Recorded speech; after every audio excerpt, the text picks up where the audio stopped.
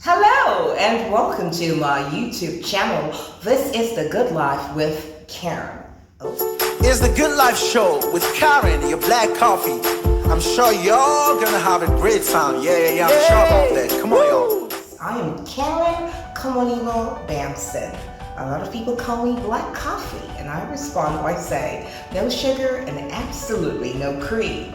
I am a broadcaster, a master of ceremony, a philanthropist, a voiceover artist, a motivational speaker, and a businesswoman. Thank you once again for being there.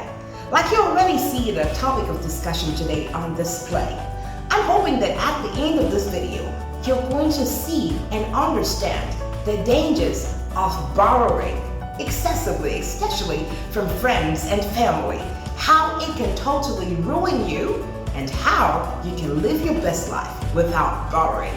This video continues in a moment. Welcome back. So let's dive right into the topic of discussion today. Many people borrow money from you, according to me, for three basic reasons.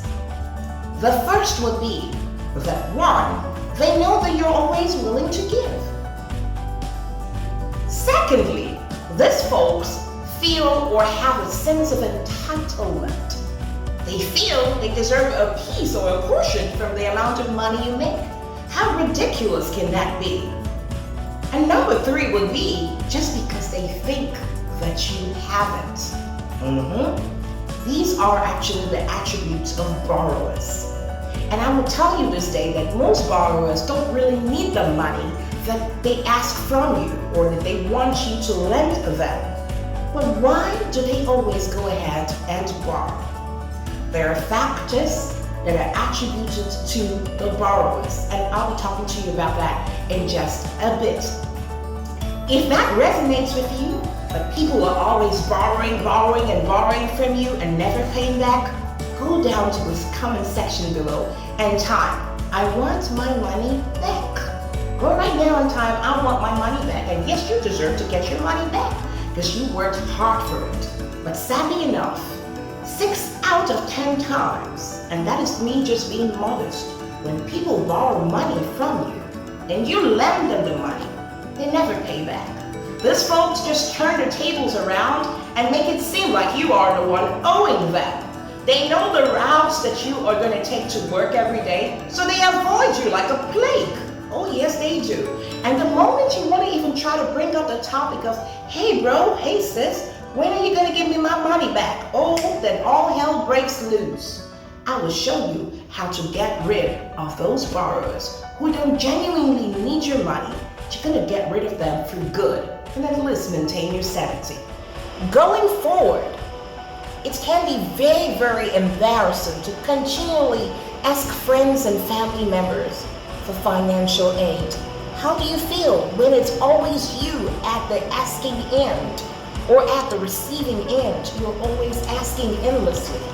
Did I just hear you say dog? Well, don't dog me. A whole lot of people out there still have needs just like you do. But they cut their coat according to their cloth, and they don't go about asking tirelessly and making people feel bad if they don't have to give. So, when you borrow endlessly, you become a slave to the giver or to the lender. Haven't you heard that? You borrow endlessly, you become a slave to the lender.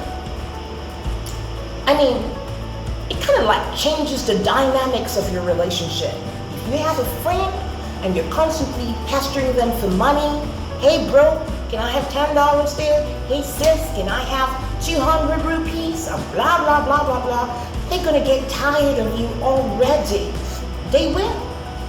Plus, a lot of people are gonna be talking about you behind your back, and this time, not for the best reasons. How do you escape borrowing in this present day and time? I know that circumstances can change, with the bat of an eyelid. However, while there are no hard and fast rules to guide you as against borrowing, here are a few tips that can help you. Now pay attention. You've got to learn a skill or a trade. That is no rocket science. human was created with an ability, a potential, a unique talent. So ask yourself, what is that thing that I can do? And you begin to do it for your immediate community or in your immediate community and your society. You've got a character trait or a disposition or a gift. Now begin that thing you know you can do that people will pay you for. That is it. That is how to start. Now start that thing. It doesn't matter how small it is. Have you heard of the saying that there is dignity in labor and that you should not despise the days of little beginnings? So go ahead and start that thing. And then you harness it as time goes on. You'll be the better for it. You just might become the one who would begin to lend people tomorrow as opposed to borrowing. Another thing is, you've got to understand financial literacy. The four walls of the university or an educational institution will not teach you 100% about credit liability. They will not teach you in depth about finances and how to manage them. So you've got to do your own research, put your nose to the grinding stone. In America, a lot of people don't read before they put their signatures on documents, and then these things turn around and bite them in the rear. A lot of Americans are in debt. They're neck deep in debt because they get a lot of credit card offers and they just jump after them before they know what's happening. They're not only waist deep, but they're neck deep in debt.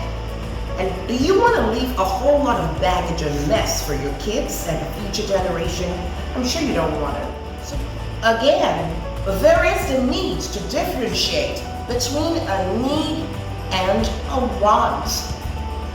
A lot of us need a lot of things. That is understandable. But when you want things, those are alternatives that can't be forgotten because you don't really need it. What is the difference between a need and a want? A need is something very necessary for survival, while a want is your desire. A whole lot of us desire many things. But the question right now, do you need what you desire? So if it's a need, it's important. If it's a desire, please forget about it. Because human wants are insatiable. So a lady goes ahead to borrow money just because she wants her nails done to look fly. That is totally a selfish reason to borrow money, if you ask me. A guy says, oh, look at this beautiful woman I'm about to woo, but I don't have enough money to take her to the restaurant so we can eat out and talk. So he goes around bothering family members and friends for money just so he can take the lady out to eat out. That is a selfish reason to want to borrow money.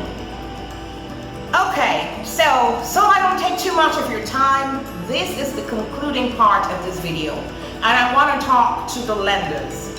Hello, Mr. Lender. Hello, Mrs. Lender. How are you doing? Hold on one sec. These are bundles of money, as you can see. Even though I know what part your eyes are tilting to right now. This is something that you worked really hard for. Except you're a fraudster or you get your monies by illegal means. Then every tiny little piece of that money you spend may not hurt you. But if you work so hard for your money, you would know that you have to be cautious with your money. So if someone comes to you and says, hey, look, I'm having a serious financial distress, you're going to be playing a game of chess with them. You're going to be taking a risk because 6 out of 10 times, those people, friends and family members, will not pay you that money back. So you've got to make a sole decision. Am I at a place of lending this amount of money to this person? And if I did and they didn't pay back, how will I feel? Am I ready to let it go? Now this issue of borrowing money and not paying back is becoming a global thing. People of all creed, race, color, ethnicity, just name it, are culpable of this, I don't want to use the word crime because it's not punishable under the law. except you want to sue somebody for owing you a certain amount of money, and chances are you just might not win the case anyways if they said they didn't have. So to cut the long story short, you want to access if loaning out of that money would really truly help them out of the present predicament that they are facing. And now that is your call and not mine. That is number one. Number two, there is no crime in holding them accountable to the monies that you are about to lend them. Don't feel bad about it. Someone says, I need $100. You make them accountable. When are you going to pay back? How do you intend to pay back? And that is not even enough. Because what makes you feel the moment they get the $100, they're not going to be taking a huge part of it for their house rent or for some pressing needs that just might arise. That is why I said it is a gamble. Also, you want to check to see if they are in financial distress. If I am owing Mr. A, Mr. B, Mr. C, and Mr. D a certain amount of money and I haven't paid back, I am not credit worthy. So, you want to access that as well and think, am I taking a risk? Is this dude or this fellow going to pay me back my money? And the ultimate question you have to ask yourself is, why am I lending this money anyways?